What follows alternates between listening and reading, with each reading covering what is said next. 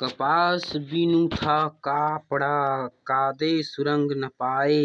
कबीर त्यागो ज्ञान करी, कनक कामनी दोए।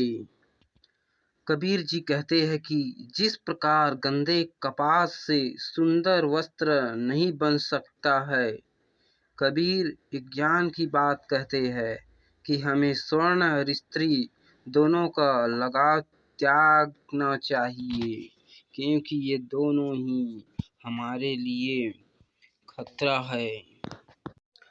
कहाँ से आया कहाँ जाओगे, खबर करो अपने तन की। कोई सद्गुरु मिले तो भेद बताए, खुल जाए अंतर खिड़की।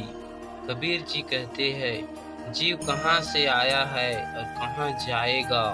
पंडित और मौलवी इसका जवाब धर्म ग्रंथ से देते हैं। कबीर साहब कहते हैं इस प्रश्न का सही जवाब चाहिए तो सद्गुरु की मदद लो। जब तक अंतर आत्मा से परमात्मा को पाने की कसक नहीं उठेगी, तब तक जीव को इस सवाल का सही जवाब नहीं मिलेगा कि इस दुनिया में वो कहाँ से आया है और एक दिन शरीर छोड़ने के बाद कहाँ जाएगा। हिंदू कहूँ तो हूँ नहीं, मुसलमान भी नहीं, गैबी दोनों बीच में खेलूं दोनों माही। कबीर जी कहते हैं कि मैं ना तो हिंदू हूँ और ना ही मुसलमान, मैं तो दोनों के बीच में छिपा हुआ हूँ।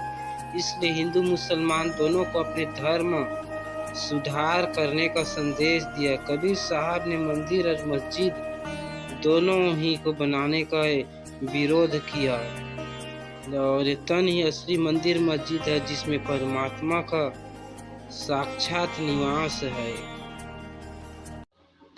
गुरु को चेला विष दे, जो गठी होए दाम।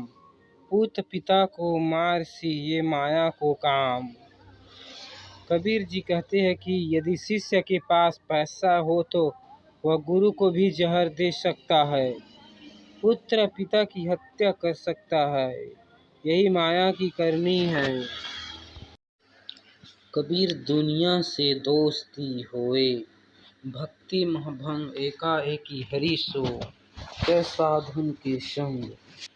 कबीर का कहना है कि दुनिया के लोगों से मित्रता करने पर भक्ति में बाधा होती है। या तो अकेले में प्रभु का सुमिरन करो या संतों की संगति करो। खैवर गैवर सघन घन, छन पति की नारी। दास पटेतर ना तुले, हरिजन की पनिहारी। कबीर जी कहते हैं संत शिरोमणि कबीर जी कहते हैं कि भगवान की भक्ति करने वाली गरीब नारी की बराबरी महलों में रहने वाली रानी भी नहीं कर सकती। भले ही उसके पास हाथियों और घोड़ों का झुंड और बहुत सारी संपदा हो, पर वह सुख नहीं मिल सकता जो गरीब को मिलता है।